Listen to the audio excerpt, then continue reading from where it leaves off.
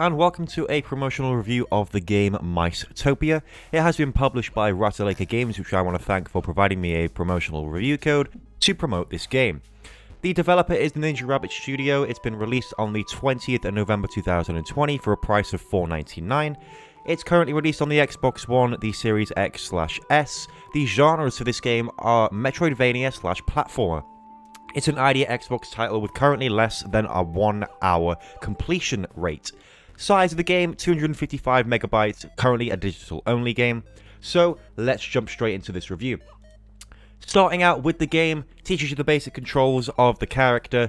You take control of a mouse in which you have to save each of your mousy friends, and throughout the game you gain different abilities such as rolling and a bow and arrow, which allow you to access other areas. So the entire premise of the game is to save each of your friends for this village, and there's different secret levels throughout the game that you access. You can gain the fountain pieces from.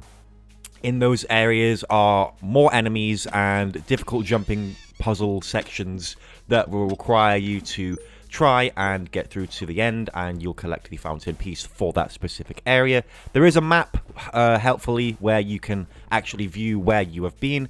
The places for the secret fountain pieces do not appear on the map as holes in the side of the blocks, as you can see from the map screen itself of the different areas you've been to. They appear as purple areas and are often hidden. They are usually behind sort of wooden structures and areas of the map that don't look like you can go through, and there are no hidden walls or anything, so don't worry about that. You can drop through platforms, but the art style of this game, I have to say, I really did enjoy. Currently, I'm giving the game an overall review score of a 5 out of 10. It's a very basic platformer, and it offers the player just about what a platformer should offer a player in a platforming game. The enemies of these rock sort of crab-like creatures can be extremely difficult to see in the low light settings and the pink background of the crystal rocks that you find throughout the game. You currently only start with a couple of hearts, and if you lose all of your hearts, you'll be teleported back to your town to have to redo the entire section again. There is a little bit of a workaround for that. Throughout the game, you will find sort of little teleporters that you can go through, and they will allow you to go back through them to the town, back through to the area where you were originally, and continue on from there instead of starting from the very beginning.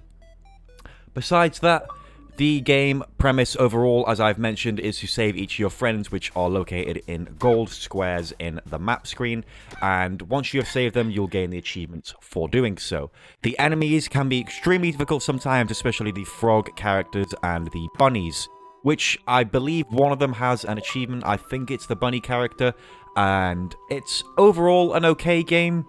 You will have to defeat different sort of mini-bosses throughout, and there is also a miscellaneous achievement for defeating a golem, which has no tie to any character in the game that you have to try and save.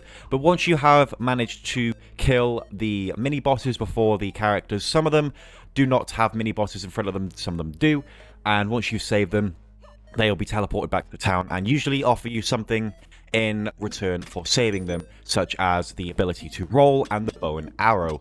So once you have those, you can actually go ahead and forcibly die, and you'll be teleported back to the town without having to walk all the way back there. Talk to the character. You will gain the first ability, which is the double jump, and that will allow you access to an area of the game that you weren't able to access before, which is extremely cool because you will need all of these different abilities to access all of the areas.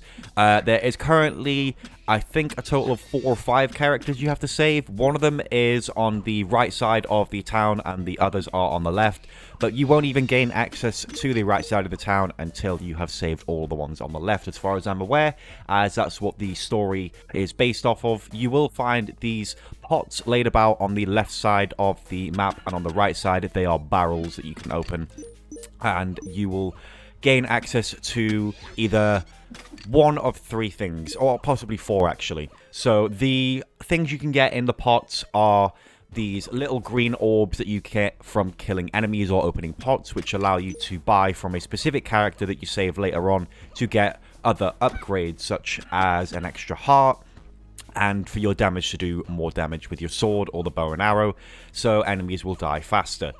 That kind of thing you get from that specific NPC once you've saved them. Another thing you can get in the pots is a heart back if you've lost one. Sometimes it will also give you a heart regardless, even if you have full hearts.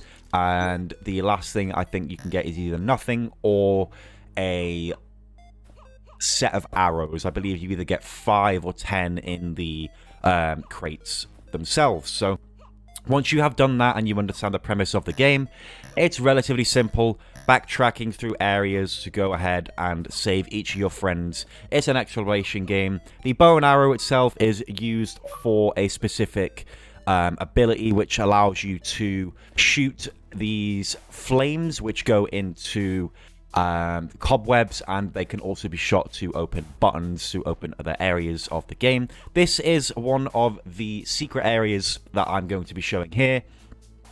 For one of the fountain pieces, if you want to go ahead and collect one of them to enable you to get the achievements. I think 3 and 5 is one of the achievements. I'm not sure if it's 1 as well, but we will find out in this video. And you have these jump pads around that you can use to access other higher areas. Like I said, you will need the double jump ability to get to these areas. If you do manage to stumble across these by mistake and don't have the specific thing allowing you to access these areas, you won't be able to collect the fountain pieces from them. So unfortunately, you will have to play throughout it and find your way around and stumble across each of the characters you have to save for these abilities to unlock. Saying that, the music in the game is quite chill and it is relatively overall okay. The hitboxes of some of the enemies, however, are extremely unfair at times and will feel like the game is against you.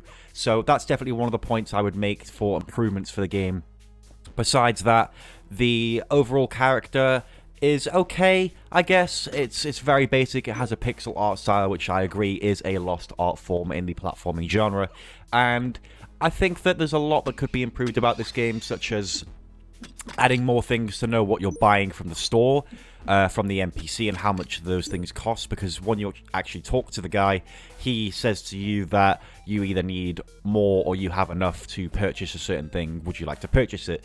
So without actually knowing how much the things are, it's frustrating to have to keep going ahead and collecting these green orbs around the map without knowing how many you need to collect to purchase the next thing, which is extremely frustrating, but that's the game as it is overall.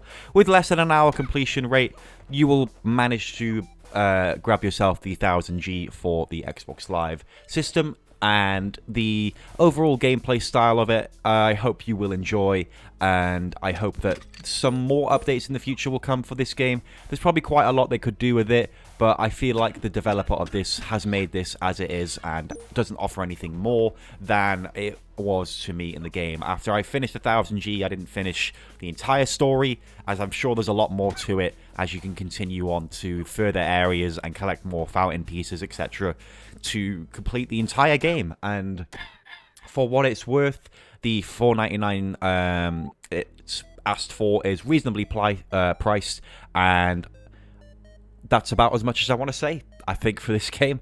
There's a lot more, I think, that could be offered to the player, but overall, that's going to be my review of this game. So I want to thank you all very much for watching, and I'll see you all in the next one.